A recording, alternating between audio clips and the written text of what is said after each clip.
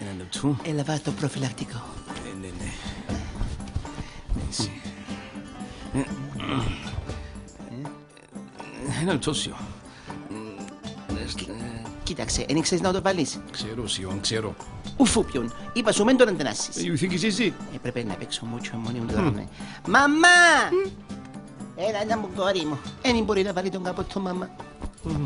Κοίτα. Ουφ. Φάκι μας καραλίκι μου τα πράγματα, δεν μπορεί να τα βάλει κανένας. Ένα λεπτό. Εμίλιε! Έλα να δούμε, το πράγμα μπορεί να τα βάλεις. Πουσλίκια, εγώ δεν μπορώ να τα κάνω.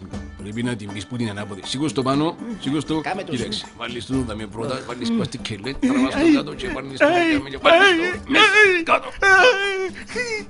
Είναι καλό ρε του τώρα. Παναγιώργο Παπαβάρτο. Εσάπησε ποιον, είναι καλό. Ένα λεπτό. Κωστή! Δεν ξέρει ο Κωστής, πολύ και πύλες πλαστικές. Ένα λεπτό.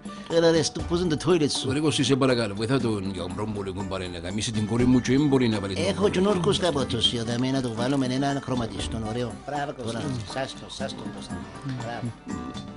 Εντάξει. Κοίτα. Βίλα και είναι πουστή, μαναία μου.